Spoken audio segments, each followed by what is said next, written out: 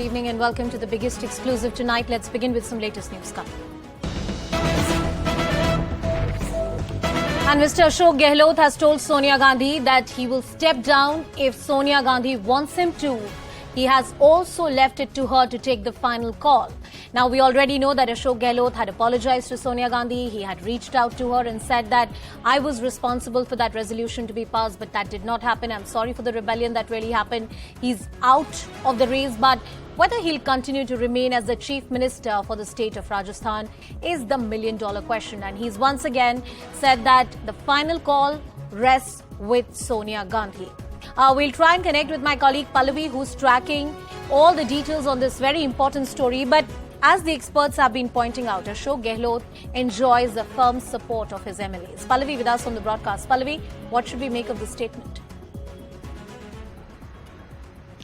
Interesting, and then clearly he was in a mode where he wanted to sound at least repentant, because there are two important things which he tells Mrs. Gandhi. One, of course, is that he apologizes because the CLP meeting was, yes, called by him, and the entire purpose of the CLP meeting was a one-line resolution which will leave the final decision on who should be the chief minister to her, but that clearly didn't happen. So what he does is he also sends out this message that he was completely unaware, he didn't even know what the MLAs were doing. But I think the bigger story is also what we are getting to know is he also told her that I apologize, and if you want me to step down, I'm ready to do so. You decide who should become the chief minister. It all makes sense now because Ashok Gehlot comes out of that meeting with Sonia Gandhi and he says that she can take the final call on who's going to be the CM of Rajasthan. We also have a KC Venugopal who comes out and says that in a day or two we'll get a clarity on who's going to be the chief minister, and sources also tell us that there is likely to be a CLP meeting. The question, of course, which arises over here is that will Sonia Gandhi bite the bullet? Will she be able to muster that kind of a courage? Because as of now, Ashok Gehlot certainly has the MLAs by his side, but a section of the Congress party also feels that at the end of the day the MLAs go where the drift is, and if that message starts going out that Gehlot no longer enjoys the confidence of Mrs. Gandhi, then one can see a repeat of Punjab in Rajasthan, where the MLAs had turned their back to Captain Amrinder Singh. Very interesting, Pallavi. Thank you so much for getting us all that perspective and information about the future of Ashok Gehlot and, of course, the Congress party as well. Once again, a very warm welcome to this special broadcast. We continue to focus on the big story of the day. While the world's most liberal and progressive democracies have written down the reproductive rights of women, here's the Supreme Court of India batting for the rights of women in this country. That crucial order from the Supreme Court is our focus this hour.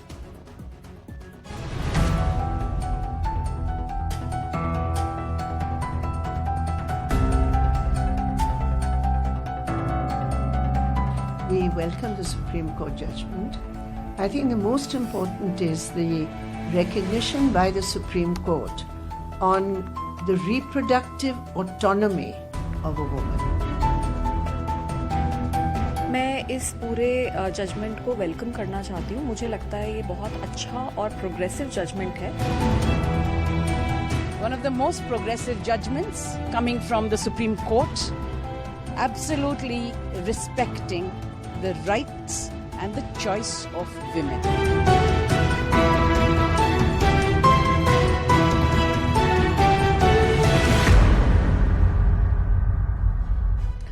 In a significant judgment today, the top court asserted that whether married or unmarried, women have rights, reproductive rights, irrespective of their marital status. An unmarried woman is to be treated at par with a married woman when it's about the choice to terminate or reproduce. Not just that, the bench led by Justice Chandrachud, it was a 3-judge bench, went a step further and asserted that married women who being pregnant due to sexual abuse within marriages would be covered under the Medical Termination of Pregnancy Rules 2021. What does this mean? It means that the top court recognized marital rape for the limited purpose of abortion. There's no criminalization, I assert. This is indeed a very progressive order. It opens up new avenues for us to make a case about criminalization of marital rape in our country. A sexual assault by a husband on his wife is not rape. That exception survives on our statute books. Sometimes in the name of culture, often in the garb of protecting families, law has chosen to look away. But it's time to do away with this archaic mindset. Tonight, we make a case how today's order paves the way for criminalization of marital rape by making all the right noises, though obiter dicta. Let's tell you a little bit more about what the legal position is. What are the medical termination of pregnancy rules 2021? They were notified and they were changed. They allowed the pregnancy to be terminated within 24 weeks. Earlier, the ceiling was 20 weeks. But there were certain rules. Under Rule 3, there are conditions which are prescribed. What is that? If a woman has been a victim of rape or incest, she's a survivor of a crime like this, she has a right to approach a local panel and say, look, I want to abort. Sexually assaulted minors, of course, this is one category where the law has been very, very sensitive. Change in the marital status during pregnancy, which means that while when you became pregnant and during the duration you became separated, divorced, or there's a change, all of that was taken into account.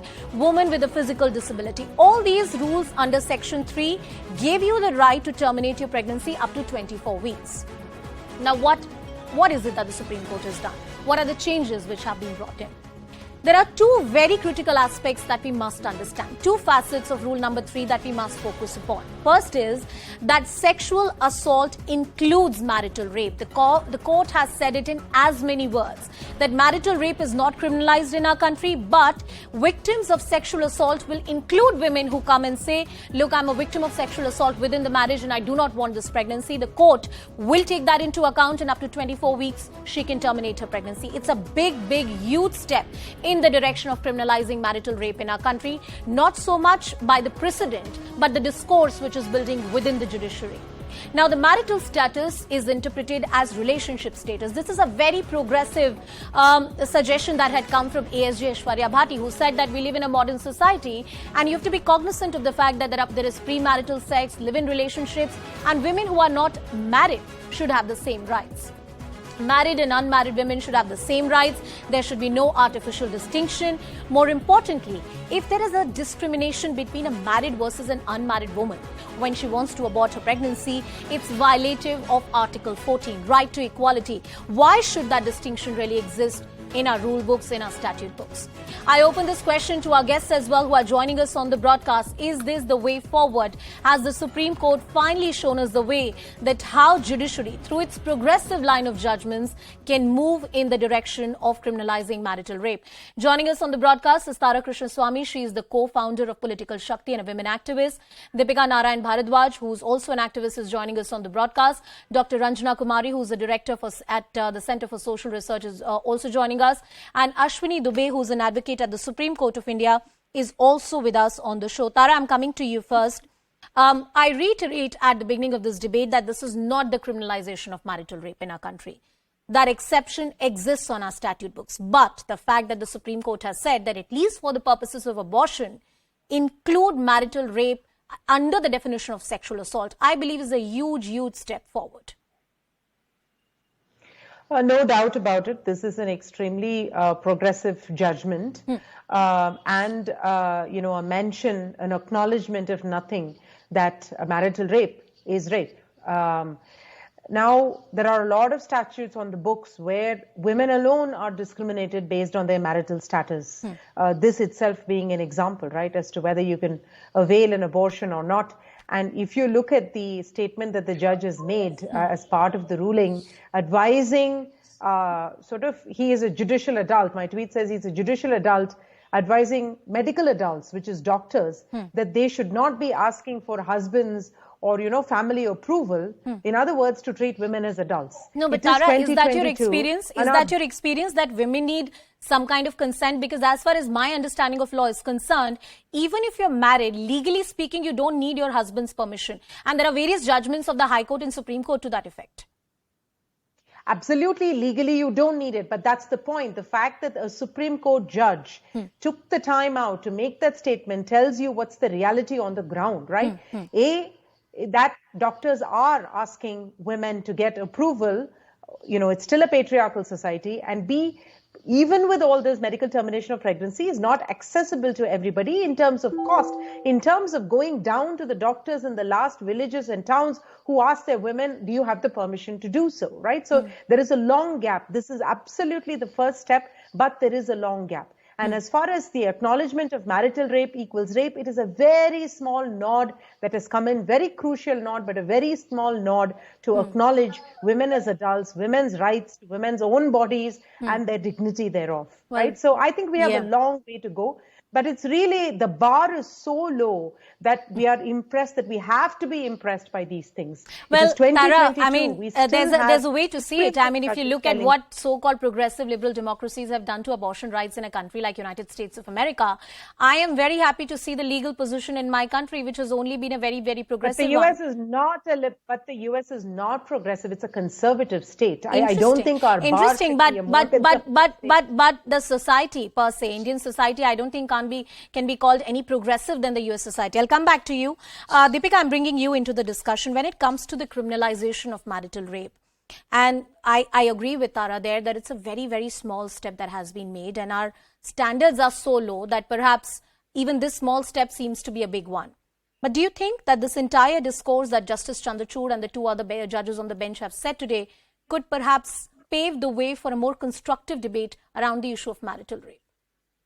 Anusha, I would beg to differ with you. In fact, I really do not understand why the whole idea or the whole discussion on marital rape was brought in this particular judgment, because the case was of an unmarried woman who had consensual sex. There was no rape there. Yep. And she was only asking for permission to terminate the pregnancy. In the ambit of what the judges have said on marital rape, I think there is no room for discussion anymore. I think Justice Chandrachud has made up his mind that he's but you are free to argue why you don't agree. So if you're saying that you don't agree with the court on that aspect, you must have your reasons. No, it's not. Of course, I am no one to agree or disagree. But what I'm saying is, post this judgment, I think the public interest litigation, which is going to be decided by the Supreme Court, which was discussed in the Delhi High Court, I think the Supreme Court has already made up its mind. So I'm not too sure what is left to discuss to now strike down the exception in 375. Now, whether that legislation should be brought or not brought, that's absolutely something which should have gone in the ambit of the legislature. There should have been huge discussions and debates. It is great that we're talking about women's rights, but please, let's not bring in legislations one after the other where you are leaving absolutely no recourse for men to prove their innocence by just taking the word of a woman as a gospel truth. That is what we are seeing in a huge number of cases in marital disputes right now. And to bring in the legislation where the man would have absolutely no recourse and he would be put in behind bars as a rapist immediately on the word go, I don't think that's a progressive legislation. I think precisely because of those fears, we've not had the recognition of marital rape in our country. That being said, I don't think that the testimony of woman is taken as a gospel truth in the law. I want to bring in Ashwini Dubey as well, who's an advocate at the Supreme Court of India, into the discussion. Ashwini ji, when you see the Supreme Court today passing this critical order, and I'm going to talk to you about both those aspects. First, of course, the marital rape bit, where he says that sexual assault within marriages, marital rape, at least for the purposes of medical termination of pregnancy rules 2021, is going to be recognized. Do you see as the court towing the correct line, perhaps in the larger interests of women's autonomy, women's right, Article 14? Yes, Anusha, as a student of law, I say that Article 14 of the Constitution of India ensures that the state shall not deny any person equality before the law and equal protection of the law within the territory of India. So the distinguishing a woman from the woman, so far as the termination of the pregnancy is concerned and so far as the marital rape is concerned, that is violative of the Article 14 of the Indian Constitution. So courts are here to interpret the Constitution. So if I see this judgment and Article 14 of the Constitution of India, then it is a welcoming decision. It is a significant move. Why it is a significant move? Because when the law, this MTP Act was made in 1971, 52 years back, it was largely concerning the married woman. But as a societal norms and more changes, law must also adopt. Changing social norms must be borne in mind while interpreting provisions. Look, the categories, what are the categories? Categories are survivors of sexual assault or rape or incest, minors, change of marital status during the ongoing pregnancy, women with physical disabilities, mentally ill women including mental retardation, the fluid malformation that has substantial risk of incompatible. So right to life is a fundamental right, but at the same time, we should not ignore these ingredients which I mentioned. Now moving further. When in 1860, the Indian Penal Code was drafted under the chairmanship of Lord Macaulay. At that point of time, a married woman was not considered as an independent legal entity. She was considered as a chattel, a property.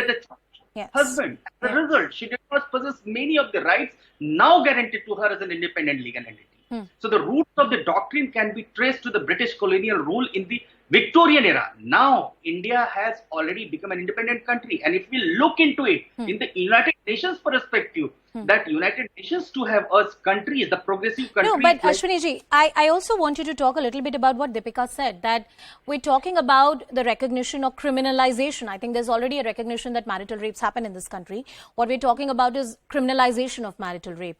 And this fear has often been a very central part of this entire debate. That because under rape laws or under the IPC or the CRPC, the statement of a woman is given undue importance, quote unquote, according to many people. You may have a lot of false cases. You may open up a Pandora's box. You may just shatter the institution of marriage. In fact, those were the fears that were cited at the Delhi High Court as well and found their place in the judgments as well that came in. When it comes to the issue of marital rape, do you think this judgment sets the tone and tenor, or perhaps the comments are just obiter dicta? Of course, one judgment passed by the Supreme Court, of course, has to be considered in its true spirit as per the judicial precedent and as per the jurisprudence. Now, the concern of, we look into the concern of Deepika Narayan Bharadwaj, her concern is right. Right, because there are three parts. One, the use, abuse and misuse. So what is the use? For the person who is really has been maritally raped and the 376 is applicable. For that, it is all right. But keeping in view the recent misuse of the woman-centric law, that is the concern what Deepika Narayan Bharadwaj is saying. But the thing is, time have changed. Indian law now affords husband and wife separate and independent legal entities. Exception 2 violates the right to equality enshrined in the Act. Okay. I also want to bring in on that point Dr. Ranjana Kumari into the discussion. Ma'am, thank you so much for waiting so patiently. I want you to talk about both those aspects. An intricate social balance which is being made in the institution of marriage, and the entire argument that if marital rape is criminalized in this country, it's going to open up a Pandora's box and will hurt our culture in some way. And the second aspect, I think, is a very underrated aspect we aren't talking about enough, which is that now even unmarried women who are perhaps in live-in relationships or who have dated somebody who are about to get married, but perhaps they're not getting married right now, like it was in this case, have equal rights like a married woman. That means premarital sex and that autonomy of women is somewhere recognized in law right now. Well, yes, it is a liberating judgment. It is very progressive and also very significant for two reasons. One, that, hypocrisy of Indian society, where we do not recognize premarital relationship and sexual relationship, and also we really want to ignore it or rub it under the carpet. It's been openly, very clearly stated by the Supreme Court of India that there is this relationship, we cannot ignore it, and if it results in pregnancy, the girls have a right to go and have the abortion. And as you know, MTP restricted the unmarried girls' access to abortion. And this now will be quite clearly, 1 second, I think somebody from your studio has been... Sorry, can you hear me? I can hear you just fine, ma'am. Please go ahead. Okay, so now the other... that which is very important at this stage is to see that the marital rape. Now, from the time of Nirbhaya and the sexual assault law reform, Verma Commission, we all made that presentation to Verma Commission. In fact, Justice Verma quoted my presentation at the time of his interview with NDTV that we've insisted on including marital rape into the sexual assault that was law. Not done. But that exception was made by the parliament, and he was very clear about, Justice Verma, very clear that this will not be acceptable because we think marriage is sacrosanct. We do not want to acknowledge and recognize any brutality or any kind of rape in marriage. And this is precisely what happened. Now today with this judgment, as you remember that when Vishakha judgment came, sexual harassment at workplace law followed.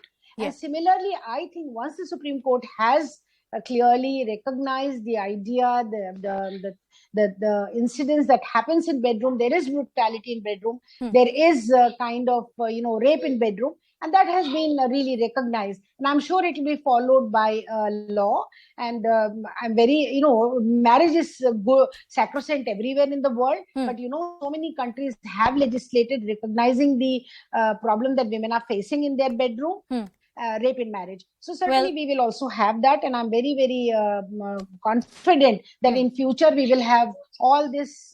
Definitely will result into law. Well, where, as they we will as be they protected. say, ma'am. Now, number 3. Yeah, ma'am. Please finish your point. No, please finish your point. You had another point. Just the last point for me, very important, is that the people who are talking about one-sided law, there's a lot of debate about that, and also that equality before the law. Certainly, when there is inequality before the law, when women are victims, then the law will have to be legislated. There has to be legislation which will protect the victim, the women who are not really being treated neither in society as equal, nor in front of the law, nor in economy, nor in politics. So certainly that provision will have to be made where women will have to be brought at the same level. I remember you and I having this discussion one time earlier when we were discussing the issue of marital rape. One cannot deny that under various laws which have been framed for the upliftment for women, or to do away with the social inequities that exist, the law gives sometimes women some kind of leverage. They have been misused. There is ample evidence to show on record that most of the dowry cases often are filed and they don't really reach a logical conclusion. Often the victims to whom the law should reach actually never reaches. That's the fear with the criminalization of marital rape as well, that if you do this, it will be more prone to misuse than its proper use. Well, if this question is to me, I just want to say that So it's a genuine fear, and that is because in our country we have laws and then its implementation can go awfully wrong. As simple as traffic laws, many people don't obey it. Every day on the roads, we see it broken. The answer to that is more enforcement, making sure that we police or fine or, immediately address that. The answer to that is not to say, let's do away with all traffic lights or let's do away with all, one-way roads or whatever. The same goes here. It is very important to recognize a crime. Now, some of the difficulty is in proving that crime. Some of the difficulty is in preventing misuse and abuse of that law that recognizes the crime. Then we need to take the efforts both, legally in framing policy and also in implementation and execution of that law, both judicially and otherwise, awareness that reaches the public. We have a socially I don't think the utopian idea that you and I are talking about, Tara, is possible without police and judicial reforms in this country. Only then you can have wonderful laws that exist in papers and statute books, but if your implementation is patchy... Anusha, can I just take 30 seconds? Yes, Deepika, I'm coming to you. I'm coming to you. The answer to that is not to say criminal crimes are okay. That's all my point is. The answer to that is not to say that crimes are okay. It's okay to rape women, provided they are your wives, right? It is not okay to do that. That said, we must take action to make sure to limit the abuse or the misuse of the laws. But the answer is not to say rape is okay. Marriage or no marriage. No, I don't think. No, that's absolutely clear. No. No, I think on that point we're fine.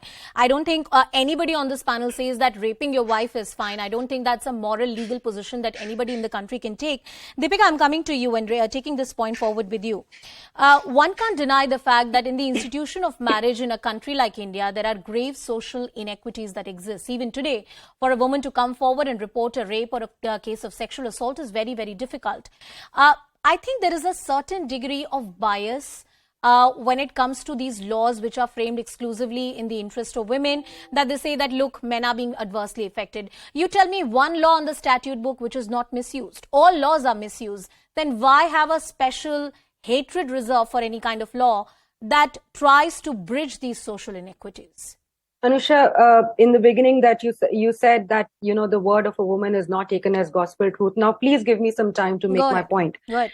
In the last 6 months, I've exposed 3 women. One filed 9 rape cases within 1 year in just one city, Gurgaon. Then in Jabalpur, a woman who has filed 6 rape cases despite being married. And now I'm recently breaking a case where a girl in Jaipur has filed 8 rape cases. None of them were punished until unless I exposed them.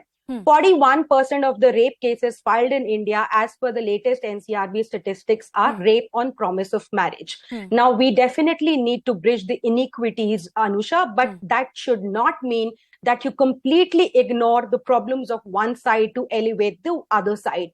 Now, in this debate itself, when you say, and the judges have said that a married woman can also just terminate her pregnancy, I beg to ask, what is actually a marriage? When we are talking about rights, does a husband also have any right as much as a wife?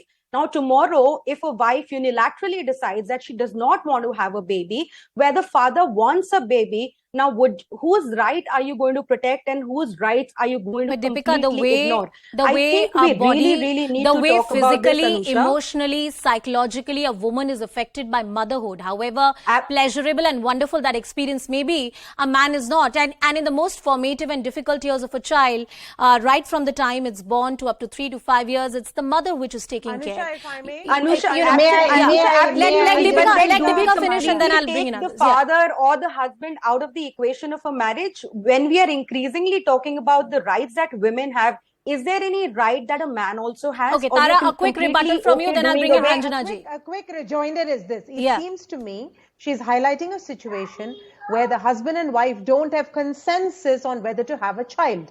If she doesn't want to have his child, she cannot be forced. Now, that's grounds for divorce. That's a separate matter. But you cannot force another human being to have your child. And it seems to me that that is the case she is highlighting. Ranjana ji, you had a point. Ranjana ji, I'll come back to you. Deepika, I'll come back to you. Ranjana ji, you had a point to make. What's been said in the judgment? Yes, I think the fundamental issue is missed here. The whole idea of women's autonomy, the whole idea of women's right over her body, howsoever you may, venerate and glamorize and all that motherhood talk. But what is very important is to know what happens to women. It happens to women's body. If she doesn't want that child for whatever is the reason, it is her body which has to go through all this. So I Deepika, think she has a right I'm coming to you, and that's what Tara and Deepika ji are saying. That's what Ranjana ji are saying. That you are saying basically the situation that we are basically talking about is when the woman doesn't really want to have a child. Nothing, no say at all in the upbringing of a child or decision to have a child? Yes. Are you telling me that? I'm sorry. Deepika, I'm sorry. All right, one at a time, please. One at a time, please. Ranjana ji, please go ahead. Ranjana ji, go ahead. Yeah, I just want to say that the fundamental principle of women's autonomy is to have a right over her body, just like men have right over their body. They can exercise their right, but the way our society and social norms and social inequities are concerned, that right has not been given to women. And now is the time, and now women are asserting that right. And it is extremely important that as human beings, let Deepika make a point. Let Deepika make a point. Deepika, answer this question for me. Deepika, answer this question for me. Do you think that most women in this country... All right, let me make a point. Let me make a point.